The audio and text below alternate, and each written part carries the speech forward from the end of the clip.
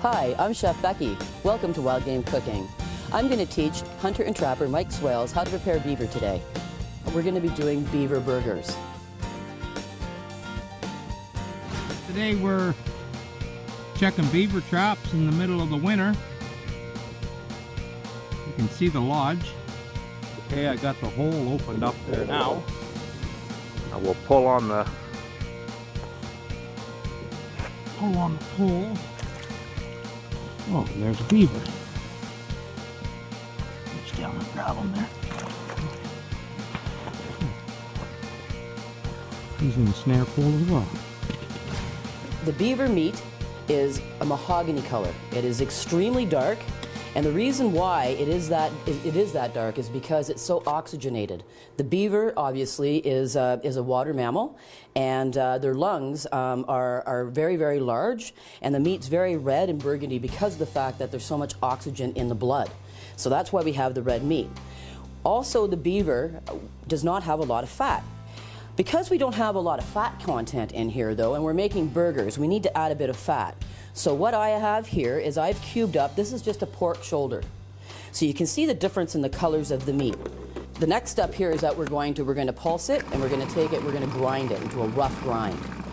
So now we have our beaver and our pork mixture, and so we want to season it. So what I'm going to do is we're going to add a little bit of smoked paprika. Of course, some cracked black pepper. I'm also going to add just a tiny bit of cloves, and this is something that's a seasoning that's very typically used in game meats. And for a little touch of heat, a few chili peppers. I have some free-range bacon here that we got locally, and what I'm going to do is that we're going to go outside. We're going to cook this on the fire. We're going to add our nice free-range bacon. We're going to cook it off. So we're just going to put it in our cast iron pan. And if you just overlap your bacon just a tiny bit, it should stay and lie flat so you don't get the curly bacon slices. The other thing I'm going to do, I've just got some Vidalia onions here. They're already sliced, a little bit thick. I'm going to add a little bit of olive oil to that. And then we also have, these are what are called king mushrooms.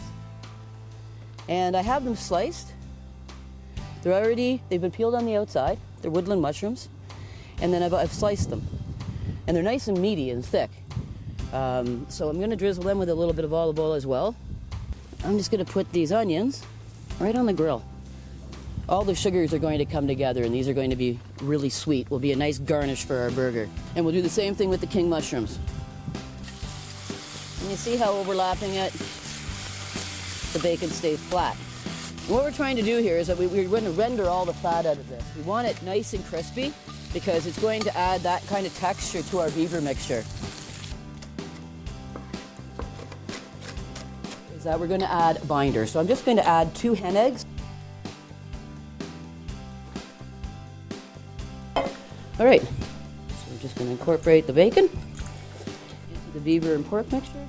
You don't want to overly work this because it becomes tough.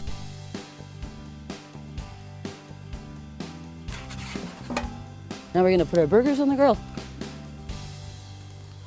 So another trick with this is that you don't want to play with the burgers when they're on the fire. You're going to leave them. A lot of people, what they do is that they start to push, and what happens is that it releases the fat, goes into the fire, and then you get increased flame. So you just get like a smoky color on the outside without it cooking it. You realize that Canada would not be here if it wasn't for the beaver. And the reason for that is because of the explorers, right? Yep. The voyageurs and the coureurs de bois, they went to every lake, every river, every tributary hunting beaver. Yep. Because at that time, actually for 300 years, the economy was made on the fur trade, and 95% of that were beaver pelts, and they were all sent to Europe. Yep. Right? And to the point, actually, the beaver almost became extinct, which is pretty funny these days because we have a lot of them, right? This is a beaver that we took off the trap line this winter. This one had typically not a very big one, but they come in all different sizes. So that's how that's what they're looking for the fur coats and the trim and stuff for your mitts. When you turn it around, that's the leather side, You can see his eyes and the ears. These are legs here. I've sewn them up. There's probably 75 to 100 nails to go in there to tack them. But as a trapper, we skin and we scrape all the fat off, and that's a finished pelt for us. That I never had a beaver burger before. It'll be a first for me.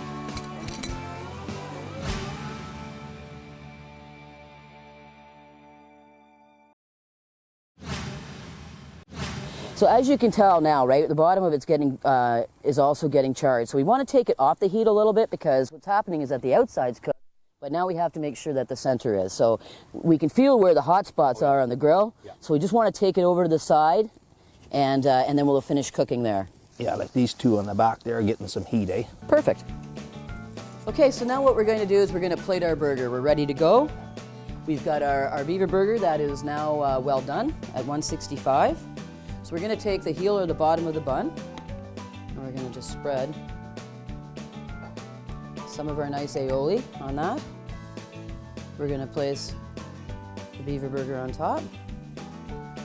This is a cranberry compote, and it actually comes from, there's a local harvester in Washago, and this happens to be their first harvest of their cranberry bog that they planted 2 years ago. So this is the first harvest from that.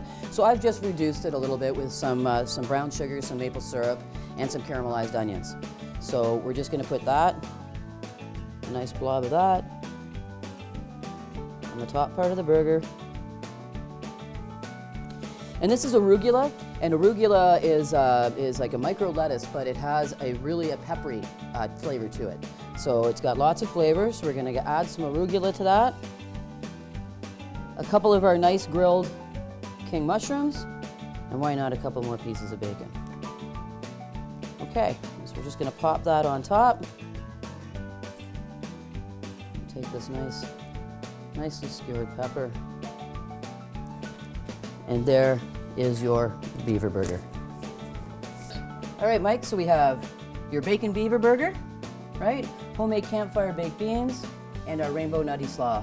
Perfect. Looks fabulous. Dive in. Will we try her? Yeah, that's really, really good.